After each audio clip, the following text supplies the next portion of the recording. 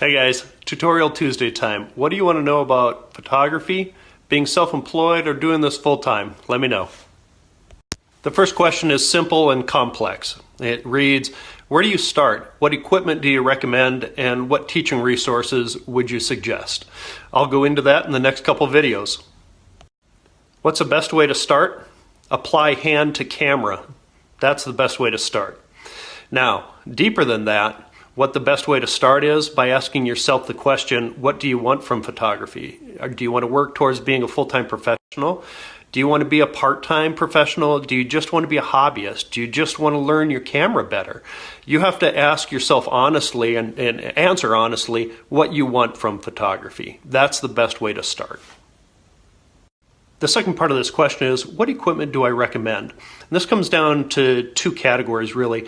Number one is, go out to a big box store and spend $500 to $1,000 on the kit cameras. And the kit cameras, what I'm talking about is a DSLR that's in a box with a couple different lenses, usually a short lens like 18 to 55 millimeters, and a long lens which is usually about 75 to 300 millimeters. This will give you the opportunity to get used to, number one, holding these, and number two, changing the lenses out. Number three, being able to cruise through your creative dials here from shooting in manual to shooting in AV or TV and understanding really how your DSLR works.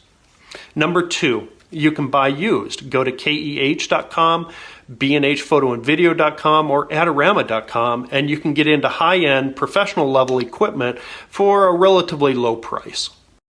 The last part to this question is, what teaching resources do I recommend?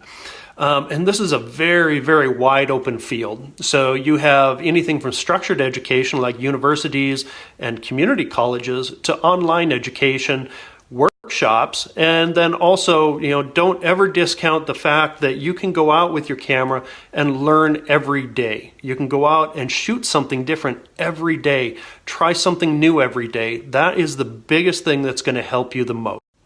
More specifically on teaching resources, I recommend the following websites and workshops. Number one, creativelive.com. Number two, fstoppers.com. Number three, flern.com.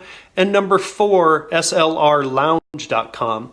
And then as far as workshops, I have an upcoming workshop in June 2019 out at the DX Ranch in South Dakota with Jen Zeller, the South Dakota Cowgirl. That's almost sold out. We have 3 seats left, so if you want to sign up, go ahead and swipe up. Can you tell us, I can't even read this without laughing. Can you tell us where to find the superpowers you have? Well, right here, friends. No, not right there.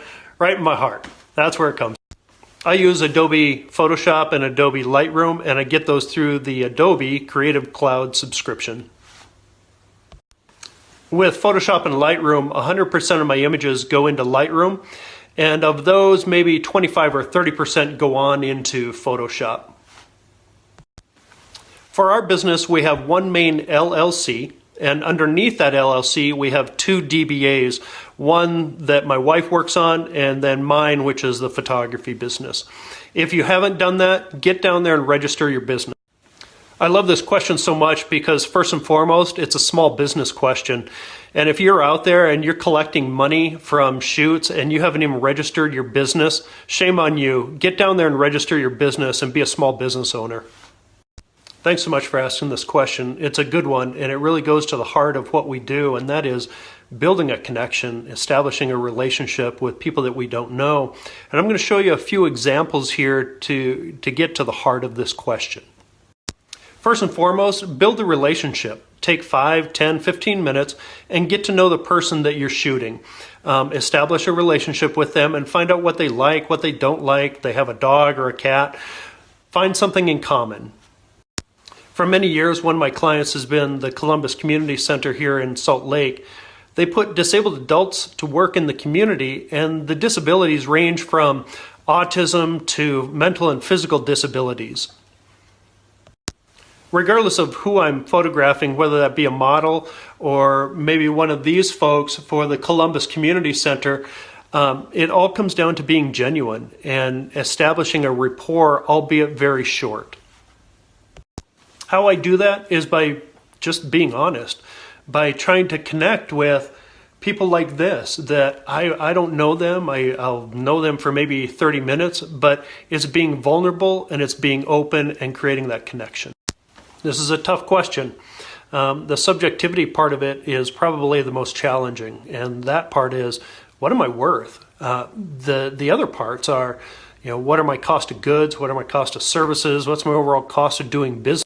Your cost of doing business is things like your equipment. How much did it cost you for your cameras and lenses and things like that? You need to recoup those costs. If you're paying rent to a studio, you need to recoup that as well.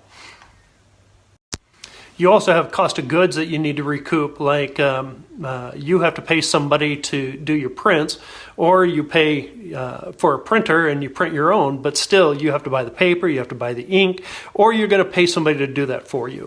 What I'm saying here is these are fixed costs. These are things that don't go away as a photographer. They're things that we're constantly paying for. What's harder is the subjectivity part of it, and that is the what am I worth part. Before we get into the subjectivity part of it, the one thing that I will add here is you can't price in such a way that you don't make up your costs. I know everybody will be shaking their heads with this example, but if you're charging $1,500 for a wedding and it costs you $2,000 to do that, you're underwater. You can't price like that. You have to price at least to make up your costs.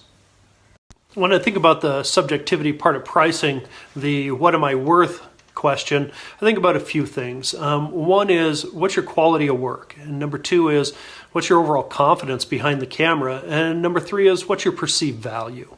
So you take the subjective part and you take the objective part, which is the, what am I worth question and how much does it cost me to do business? And you come up with your overall pricing structure.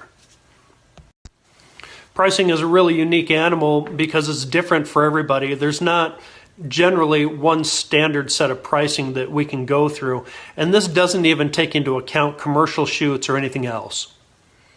The exposure settings for something like this are generally going to be somewhere around ISO 100 to 400, f8 to f16, and then shutter speeds of 10 seconds to 20 seconds. The last thing for this kind of exposure, put your camera on a tripod and then also take your lens and put it into manual shooting mode and focus, you can see it right there, into infinity. And remember, these aren't prescriptive. Have fun, mess around with it, and find what works for you. You may also want to try a cable release and putting your camera into bulb mode. Take a look at that. The 1DX Mark II, yeah, what's not to love about the flagship that Canon has, besides maybe the price. But if you're in the market for that kind of camera, then I'm sure you can justify the price. And think about it this way, if you're getting paid for it, it's not that expensive. In terms of professional level cameras, the 1DX series rises to the top continually, and you pay the price for it too. But what you get for it is extraordinary if you need it. In terms of what I shoot and the jobs that I do, the 1DX, while prestigious as it is, it's overkill for me. So not something that you'll find in my stables. What motivated me to get into photography was just another source of income. As my wife and I are self-employed, I never looked at this as a hobby. I looked at it as a source of income. Is there still room for film in digital photography? Yeah, absolutely there is. Just like saddle makers, leather workers, metal workers, people that appreciate the hands-on approach will definitely appreciate film. I'd like to think that film will always be around because it's also an art form unto itself. Developing your own film and seeing the result of that. These guys, they're still relevant. Don't discount them out yet. Not to get too philosophical about this question, but with film, because it takes time, we don't have that instant gratification that the digital age has given us. But the digital age has also given us a very broad landscape of new photographers out there.